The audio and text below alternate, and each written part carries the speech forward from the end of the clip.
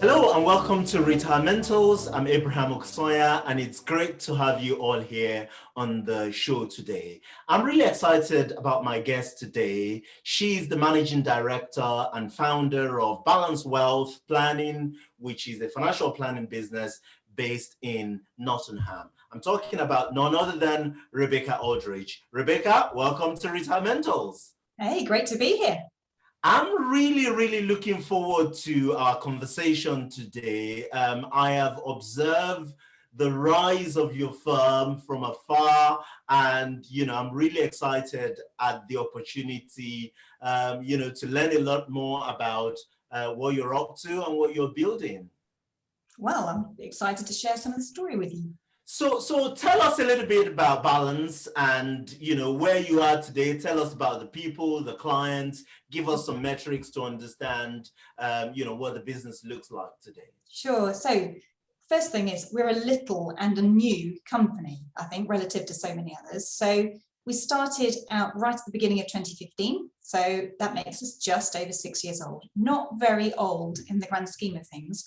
I started it from scratch at that time. It was just me, and I had absolutely no clients at the outset. So it was really blank slate. I could create it however I wanted to, attract the clients that I wanted to, and develop the processes I wanted to. So it was exciting. Looking back now, I think I was kind of bonkers, but it was exciting at the time, and it still is exciting. So now we've got 15 people in the team. That's quite a recent development. So we've actually just recruited 5 people this year. So yeah, so there's been a lot of onboarding to do in recent months. It's been quite exciting. We look after about 200 client families. And I know that everyone's always keen to think about funds under management and that kind of thing.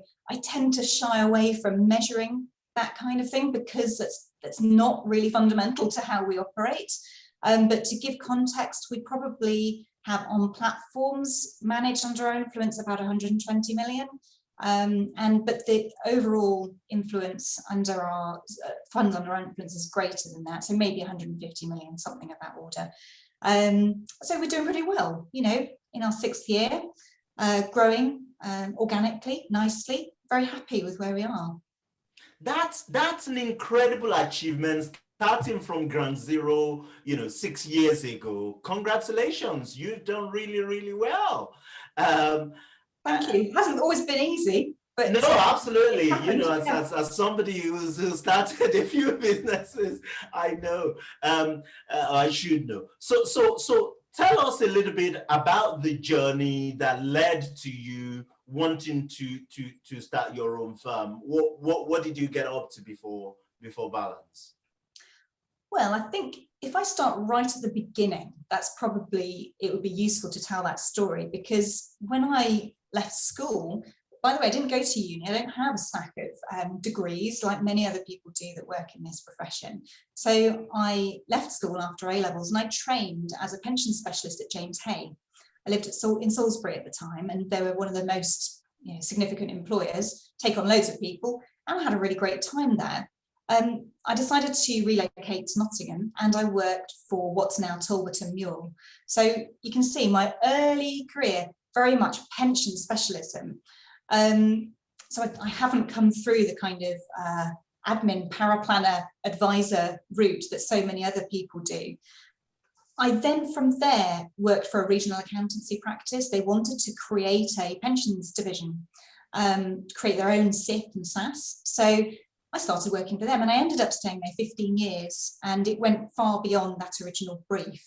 So yes, we did build that team, and we eventually sold that part of the business. But while I was there, I became a financial planner, which got sort of wider in scope. I became a director, and all the way through that, I was responsible for not just looking after clients, but also had a really big operational part of the role. So I've always had this sort of tandem interest in working with clients and also being part of the operations of the business and the compliance as well. So I was there 15 years, did a couple of other bits and pieces after that, and just was thinking, nobody is nobody is working the way that I think it should be done. Certainly not close to me anyway. There are a couple of companies sort of a bit further afield that I thought, yes, that looks like a really good model. But locally, there was nowhere where I thought, I'd love to work for that firm. Let's see whether I can find a position there. Just wasn't something there. So I thought I'd create it. You know, so tell us, how should it be done? Well, it's only my opinion, of course, but if I'm going to work in that business, then it needs to be something that I feel comfortable with. So my view very strongly was that I would only feel comfortable working in a firm where it was holistic, the planning was holistic in nature, not transactional, where there was a fixed fee for that work, and that it was very much goals led. So that was what was important to me. And so I created a firm that was operating like that. And actually now it just shows how much has changed, I think, in the last 5 or 6 years, because 6 years ago, there were a tiny number of companies that you could say met that description in the country. Now there's many more people who are using a flat fee model. There's many more people who are operating a sort of holistic or lifestyle financial planning model. That is growing. And I suppose in a sense you could say there was a lot more competition. Well, but I don't mind that, because I really think that's the right direction of travel for the majority of clients. But that didn't really exist in the same way, even just that short number of years ago. So I had to build it, and that was really exciting and interesting to do at the same time. So this is a theme that keeps coming up and up again, this idea of flat fee, financial planning model. So let's talk a little bit about that. And in preparation for this, for this conversation with you, I had a look at your website, and here's what it says. We don't think it's right that someone with £1 million invested should pay 10 times as much as someone with £100,000 invested if they have broadly similar services. We don't think that it's right that client services should be determined by how much money they have. It's a dated and opaque way of charging for valuable professional support. But nearly all financial advisors still operate this way. We're part of the movement for change. Fairy stuff. Unpack that for me a little bit. So, when you read it like that, it does sound a bit combative, doesn't it? It sounds like, what is it, judo? Or I don't know. It sounds like I'm going into battle. It sounds like, sorry. I think it sounds like I'm going into battle, but that's very much not the case. So I'm certainly not an aggressive or combative person, but what I am is quite principled. And what happened when I set up the company, as I said, I had the opportunity to think, well, I can do things the way I think feels right. I don't have any baggage with me here. So let's just look at this properly and think, how should this business be run? And I stand completely by these principles that you should not measure somebody's service or that they need, or the fee that you charge for those services based primarily on what they have in the bank or invested. It's not the most relevant metric that you can use. And if I give an extreme example, you might find a client with, I don't know, let's say £50,000 worth of bits and pieces in 10 different pensions, for example, and a whole suite of properties, for example, and maybe some business operations. They need significant advice very frequently about all sorts of stuff, tax-related stuff, extracting money out of their business, when they sell their business, how much for, how they manage with inheritance tax, all sorts of stuff like that. That kind of client could have very significant needs in terms of their financial planning, but do they have a lot of money to invest? Well, no. Should I work with them? Have I got something to give that's valuable? Absolutely. Should I charge for that? Yes. So it just makes sense that, to me, when I'm working with a client, I understand what their circumstances are, how complicated their needs are, how much time broadly might be needed to help them with things that are most priority, and how much does that cost? Well, it depends on how much time you're going to need. So it doesn't go to say that somebody with £1 million should be charged 10 times as much as somebody with £100,000, because it is not relevant. It is true to say that the more wealth you have, the more complex your circumstances are. So it's likely that somebody with more wealth is going to need or value a more in-depth service, and that will cost more. But that's not my starting point. So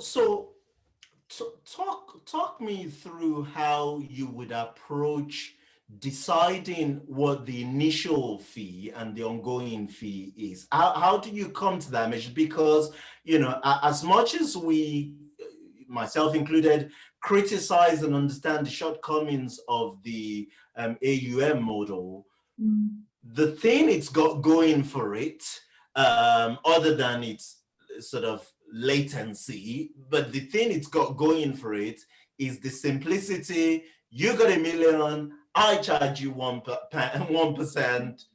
We all understand what that is. You got $500,000, I charge you 1%.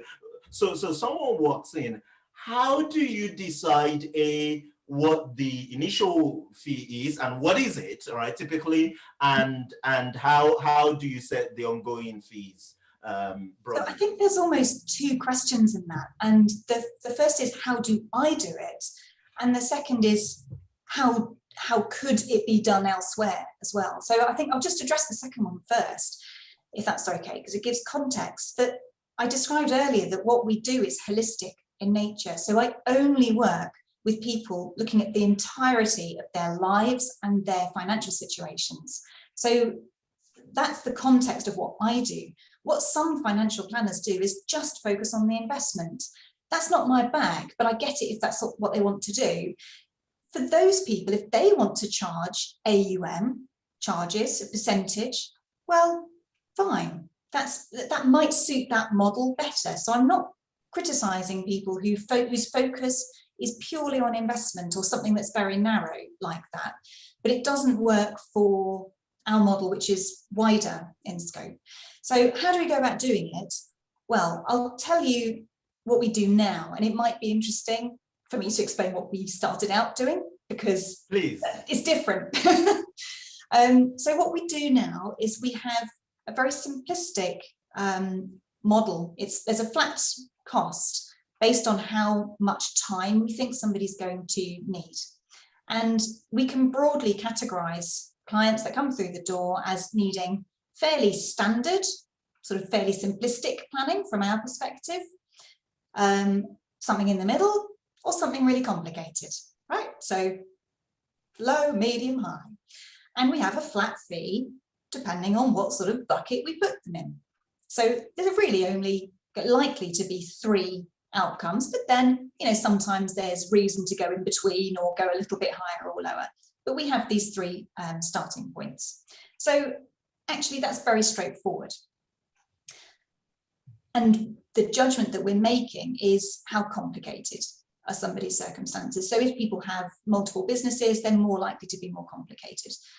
If they've got lots of CGT issues latent or whatever, it depends on the circumstances. We'll make a decision about that. The ongoing fee is likely to be the same or perhaps a touch less. So somebody with complicated circumstances at the beginning has probably still got complicated circumstances afterwards, but perhaps the nature of exactly what they have has been tidied up a bit. So it's broadly based on time, an estimate of time.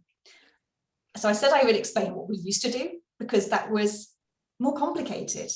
And it was really a case of us over-engineering the problem. So what we used to do was to try and sort of estimate exactly what we might do for that client. So let's say somebody comes to the door and they've got, some bits and pieces that need measuring and changing. They've got some inheritance tax concerns. We'd sort of put almost like a time price on some of those things. and then come to a cost at the end of it. So we'd think, right, this person needs, £5,614 worth of stuff. And we'd come up with these really bizarre numbers. And then, of course, you'd overlay a common sense view on it and say, well, that's a bit weird.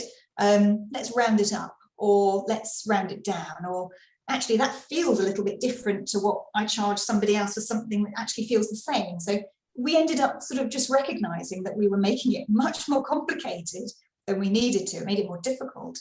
And we measured the data. We might come on to this shortly, but I'm really data driven in the company. It's all about data. Data is power, as far as I'm concerned. And the data showed that actually it didn't really make any difference whether we were classifying somebody as being super complicated or super simple. Actually, what we did in terms of our actual time spend was really quite a narrow range. So we had to sort of factor that into account and basically engineer it so it was much, much simpler. So that's where we got to where we are now. And it goes down well. People like the simplicity. The advisors in the firm like the simplicity because it's very easy to explain to somebody what something will cost. And so many prospective clients come to us because of the way we charge. So it just shows to me that there is massive appeal in the marketplace for it.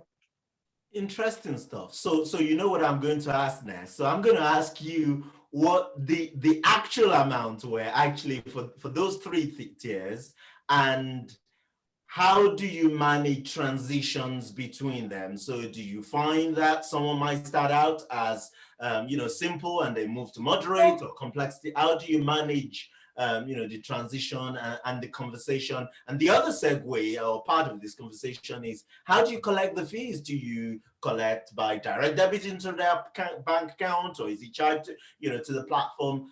Talk us through the details of that. It's easy. So the medium rate is £6,000. If it's simpler, it's 4. If it's more complicated, it's 8. Okay, simple. So pretty simple. 468. Sometimes though, like we say, we have to, those are our starting points. So sometimes it just sort of fits in between. And sometimes what somebody needs isn't really even what we would class as simple, because you have to bear in mind that what we do is targeted to particular types of people. So we mainly aim our services at people who are about to retire, who've got quite complicated circumstances.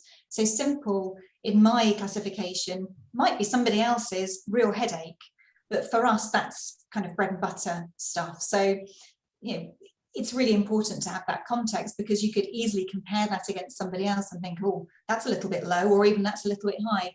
You're not necessarily comparing one similar service with another. And how do we charge? It's part of the advice as to how we charge. So sometimes we'll recommend that it's paid directly out of somebody's bank account. Sometimes we'll recommend it comes out of a mixture of pension and ISA. It depends on their circumstances, but we'd recommend that based on what was most beneficial to them. It doesn't make any difference to us. Cool stuff. Let's move away from fees. People always accuse me of digging really deep into fees on this podcast. So we better move on to that. So talk us through kind of the structure of the business. You've grown incredibly. So advisor, power planner, admin. How many advisors do you have, and how do you sort of structure the support around them? And you've grown incredibly. Recently you said you hired 5 people in 2021 alone. That is, or thereabouts. That is incredible. So what's driving that? Okay, so lots of questions there. So the structure is that from an advisory point of view, we have 4 advisors currently. We've got another one just about to start. So there will be 5. We have a pooled power planning team. So work is scheduled with power planners according to availability and skill, rather than being attached to a particular financial planner. And we have pooled administration as well. So everything is pooled. And in fact, that's that's not an accident. Not only does it work more effectively, I think, that way for lots of reasons, but it's also part of the culture of the whole business that it is a supportive and pooled environment. So advisors get paid, and you haven't asked me this question, but advisors are paid a salary. They are not remunerated based on targets or any sort of fee metric. So there is not that feeling that you sometimes get in firms where clients are mine and you can't do anything with them. You shall not touch my clients, sort of thing. We don't operate like that. It is supportive. So if an advisor is not available or not around, the rest of the advisory team will not hesitate to step in and to fill that gap. So that's relevant to add in, I think. So what was the other question you were asking me about? You asked about the people structure. What was the next bit? What's driving the growth? What's driving the growth? Well, we have a marketing element to the business. So I have an operations manager who always looks after marketing, and we have a marketing assistant. So we are putting a lot of effort into sensible levels of marketing, and we know we have a nice website, blogs go out every week, newsletters, webinars, that sort of material. So I think that's driving some growth. We have some listings online that help with growth, but it's organic. That's the main thing. We have considered acquisition in the past. Considered it briefly, discounted it. Sometimes something else comes up, you think, oh, well, I'll think about it. And you think, no, organic just seems sustainable. We've got no drop in interest in what we do. In fact, the numbers of people, when we measure this stuff, as you might expect, on a weekly basis, we measure how many people have got in touch, how many people have become clients, and so on. So we have a lot of data about that, and we can see that it's a very consistent and growing level of interest in what we do. So organic growth is the answer, I think, to your question. Now a word from our sponsor. Welcome. I'm going to be speaking to Tom from Barnaby Cecil. What were their advantages or benefits that you saw of working with Betafolio, and what sort of made you think that they aligned with your own outlook and would be the perfect fit? Going back to the first option, which would be to employ our own investment manager, the concerns I had with that were, first of all, the cost. We would be looking at £70,000-80,000 to employ that person. But another concern I had was that we would have an element of groupthink. However autonomous that person was, we would all end up sitting in an office and thinking in the same way. And the benefit of Betafolio is that they obviously run portfolios for lots of financial planning firms. They run our portfolio aligned with our investment principles and how we think money should be managed, but they also are doing it for others. And so we have a bespoke solution, but the comfort knowing that if we did anything that they thought was really unusual and wasn't slightly in line with what others were doing, that they would tell us, and they do. And that was one of the main reasons that we had then the collective knowledge of the Betafolio team running the money in a manner that aligned with our investment principles. But we had the support of them as a group rather than just one individual with a lot of responsibility. So one thing that struck me there when you were talking about financial planners being remunerated by the way of a salary is financial planning business is, for whatever reason, a very, very entrepreneurial business. I don't know maybe you have an insight to where this comes from. It might be, I suspect, that because we are often talking to people with a lot of money, maybe we want some. Right? You know where I'm going with this.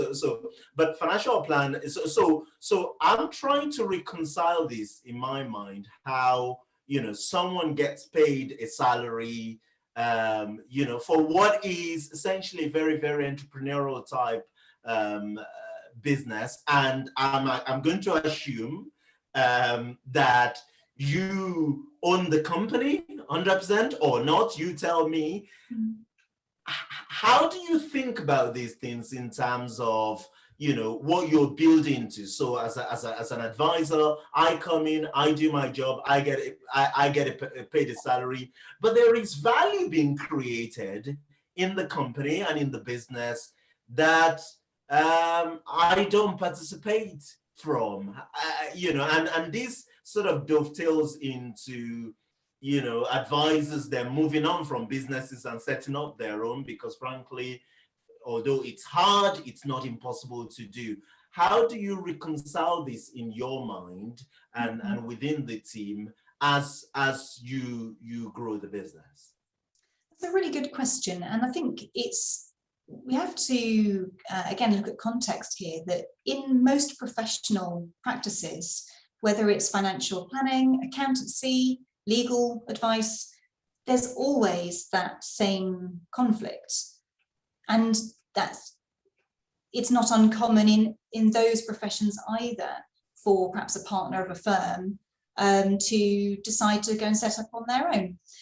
So it happens everywhere, and those are just the 3 common professional practices. It happens in every sector as well. So that's fine. That's part of how stuff works. Does everybody want to do that? No, not by a long way.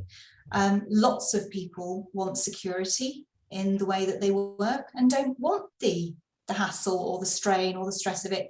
In fact, I think most financial advisors who have gone off and set up on their own in the past have done so perhaps for financial reasons, but also because they just want to focus on seeing their clients. And then what happens is that they realize they need to run a business. And they think, oh, there's actually stuff that needs doing that isn't financial advice, that was always done for me in the past. Yeah. And you know what, this isn't much fun. And they're going to need to get an administrator and a paraplanner and a this and a that. And before they know it, they're running a small practice and they're spending half their time managing stuff rather than advising their clients. So, am I concerned about the fact that we operate a salary model? No, I can't see any reason why I should be. I think it's absolutely the best practice, and it eliminates poor behaviour generally. What about the general trend that some people set up on their own? Well, fine, it's always going to happen. You shouldn't change the way that you do things just because of the fear that somebody might leave, or want to change things. But it's my job to make sure that the environment that everybody works in is satisfying. Let's move on and talk about technology. So you wrote an article recently, actually about, I think it's about platform and technology and some frustrations around that. Yeah. Walk us through your current tech stack. So what do you use for financial planning, back office, risk profile, all this stuff, and where is the pain point? What is frustrating you about that as of today, as of now? Yeah, so technology is really integral to what we do. So tech stack we use Zoho for the majority of the business functions. I know some financial planners use that, but not very many, and it's not a financial piece of kit. So we've molded it, I should say, into what we need it to be. And it's taken a lot of effort, but it's been very worthwhile doing. So we use that for CRM, back office stuff, accounting, data analytics, we're building online forms, live chat on the website, HR management, projects, marketing, communications, webinars, everything uses different modules of that system. So it's quite integral to what we do. We've considered all the sort of the IOs of this world, and basically there's nothing that's any better and plenty that are a lot worse. So that's where we are with that. Then practical stuff, we use FE Analytics for fund analysis, Voyant for cash flow forecasting, Microsoft for all the sort of video calling, email, that sort of business, and platforms, obviously, and a few other bits and pieces, but that's the core of what we're using. Pain points. I think there's always going to be pain when you've got different systems that do different things, because they are created normally in silos, so they don't like integrating with each other. And even when there is integration, it's never what you hoped it would be. So that's a bit of a pain. I think it's frustrating that systems don't do absolutely everything that I would like them to do. But reflecting on that, I do really like a challenge. And I think it would be really no fun if you could just buy a system off the shelf that ran your entire business beautifully without it needing any tinkering, although that sort of feels fantastic in some ways. I also really like the challenge of creating systems, creating pieces of technology that work. And we're really, really hot on process and process replication. So I love the fact that if we've created a little bit of extra process, we can go into our systems and adapt the workflow immediately so that some of the automation is different. And that's really fun, actually. So, you know, part of my brain just likes that kind of thing. And so it would be pretty boring if everything ran smoothly. But there are two things that I wish I could change. Would you like to know what they are? Go on, yeah. The biggest issues that I have at the moment, the first is purely practical, and that is to do with file and email storage. We use SharePoint at the moment to store stuff, it's okay. And I know there are systems where you can have files all sort of aggregated together with emails and everything like that. In my research, there's nothing that does the job well enough for me. I want to have a system where I can see all my clients' information in terms of files and emails, phone calls and so on, all in one place, including encrypted emails. I don't want them dealt with separately. And I want metadata. I want to be able to say, I'm searching for everything that this client did related to this property, whether it was compliance related or to do with a review. I want it all in one place so that I can see that. Like I said, some systems can do like 3/4 of what I'm looking for. I'm waiting for the new ones to come up that do everything, because I think it's possible, but it's not there yet. The second thing that is bothering me, which will probably sort of chime with some of the stuff that you're passionate about as well, is to do with a platform function. So if we just sort of put platform to one side for a second and think about investing, particularly for pensions and in drawdown, one of the models, of course, is to use a multi-pot strategy, you know, very simplistically, low, medium, high risk, you know, draw from the low risk pot first kind of thing to minimize performance drag. So in principle, you're like, yeah, that's all good. That makes a lot of sense. We've modeled it. It's all brilliant. Can you get a platform to actually implement that without a client having like 6+ pensions? No, you can't. And there's a real gap between sort of the academic information that we're trying to implement into people's strategies and what is actually possible. And the really frustrating thing is that this is tech. These are rules and tech, and all that needs to happen is for the people writing the tech to build this into their program, to have a function where money can move smoothly between pension plans using this sort of model. So that is something that bothers me, because it's something we want to do, but actually the platform technology doesn't allow us to do without it being an absolute headache. I'm intrigued by the fact that you use a non-industry standard CRM and back office system. In the example that I have actually seen, you know, speaking to many firms, is that you know, even the guys who use Soho or you know, any of the other back office system, they still have and pay for IO or any of the industry stuff. And part of the explanation, because I have over the last 12 months, I must have spoken to well over 50 advisory firms where we go sort of toe to toe and we say, talk me through exactly what you're doing on the technology. What do you have? What do you use it for? What do you pay? And the explanation I get given for having a CRM and then an industry standard back office system is two things. One is so-called Gabriel reporting, right? That the industry back office system do that, make it easier. So I'm interested to know how you manage to reconcile that, right? The second point is, well, someone said to me recently, well, if ever I want to sell or I want to buy someone, another firm, chances are they're going to be on IO or any of the other industry standards. So I want to be there. How do you think about these things? Well, I think on the second point, we're just going to have to get over that. So, with the first point, I think it comes down to good data in, good data out. If you invest the time to create good processes, good systems, and make sure that your technology is collecting the information you need, it is very, very easy to get good information out.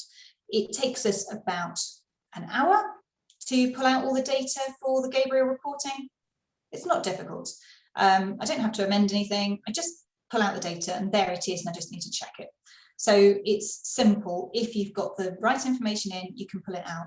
I think what other firms sometimes find is that the traditional IO type back office systems are really good at compliance and collecting certain types of data, but they're really poor at client management and marketing, for example. Yeah. And they're also quite restrictive. So you can't create fields to say, I want to collect information about a client's goals, for example.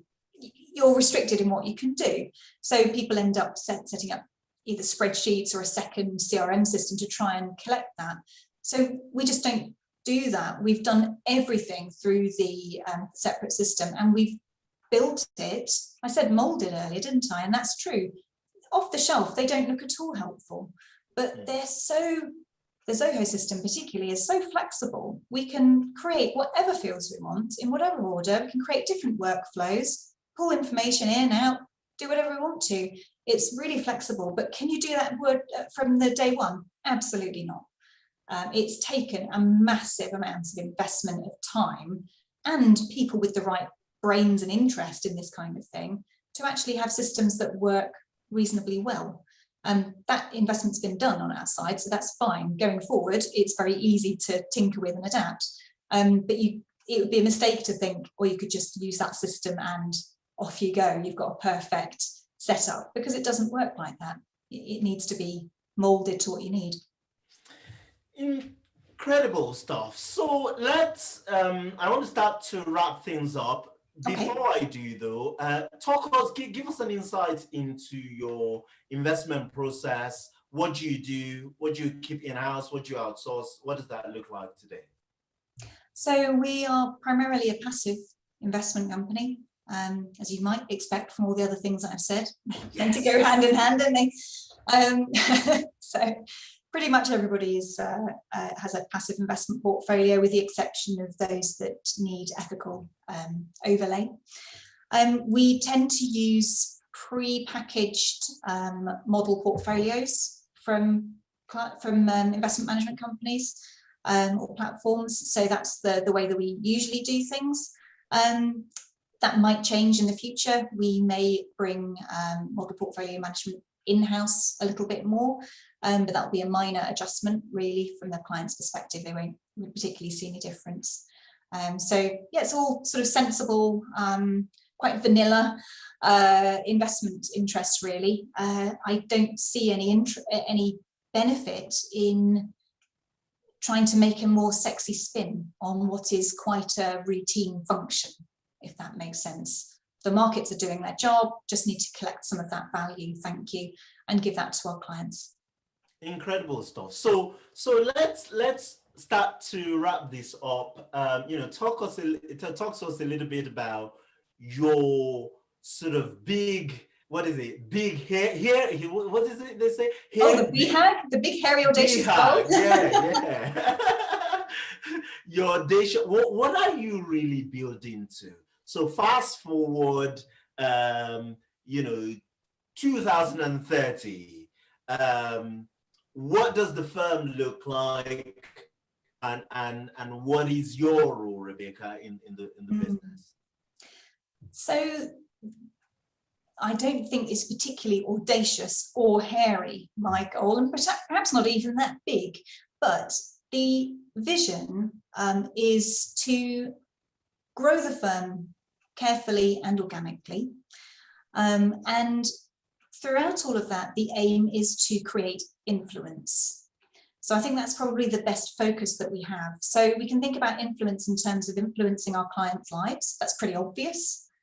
We can influence them positively through the power of good financial planning, but also influence on what it's like to work in this profession. So I can influence the careers of people that come and work with us, make sure they have positive experiences, that we are a good employer, that we are open to perhaps people that don't look and sound like we expect, for example. So we can influence that a little. And we want to, in a very small way, because we're only a small company, but in a small way, want to influence what the profession does too. I'm doing things a little bit differently to many others. It's not unique, but we are a little voice that's doing all right. And so I'd like to think that we can influence the profession. And I know that that's happening because of the number of people that contact me and ask, we're thinking about changing our fee model. We want to do this. Can I just have half an hour with you to ask for your advice about this? Because we'd like to do something a bit more like you are. That's fantastic. It just shows that the model we're using is getting people's attention. So in 10 years' time, what's going to be happening? Well, I think by that time, I'll be in my early 50s, and I will probably be starting to take some of my own advice.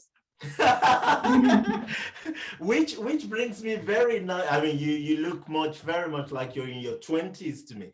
But which brings me to my next question, which is, how do you think about your own retirement, and what's in the Aldridge portfolio today? What do you hold, and how do you approach your own retirement? Well, I think if I didn't do this as my job, as my specialism, there's no way at this point in my life I'd be thinking about what my retirement looked like, that's for sure.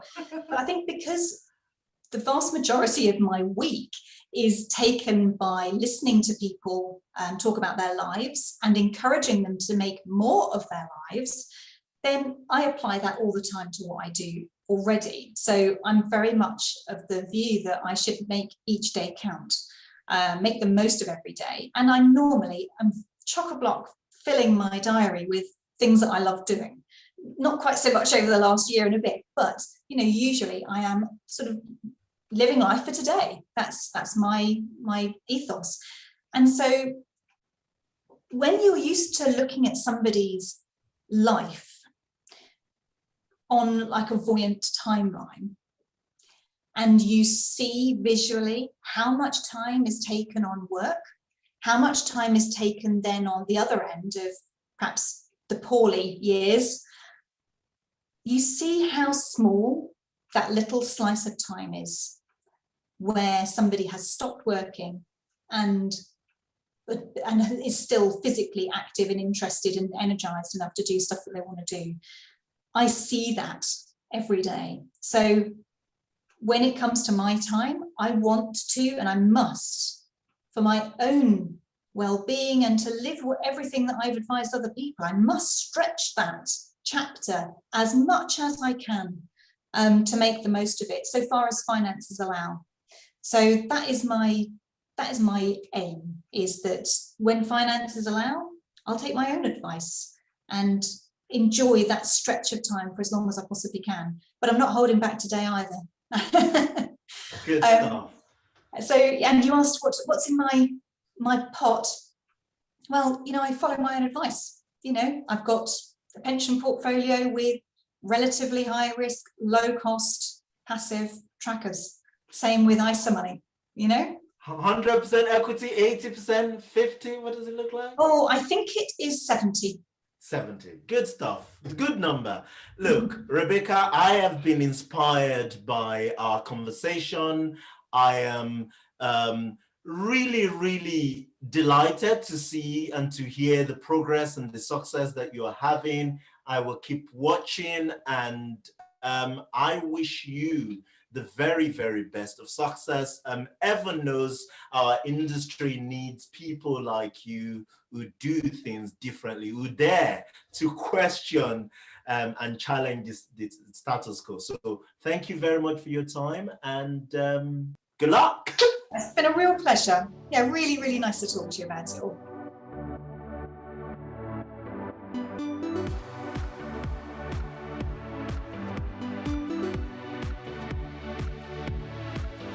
I'll be remiss if I don't thank my incredible team who worked very hard to put this program together, led by my producer, Hannah Dickinson.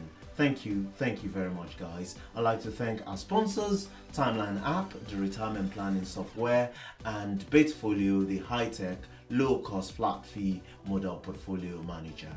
And to you, our listeners, thank you for your time. I hope you've had as much fun listening to the program as we have making it. You can find more about the show at retirementals.co.uk, and you can follow me on Twitter. My handle is Abraham on Money. Until next time, thank you and goodbye.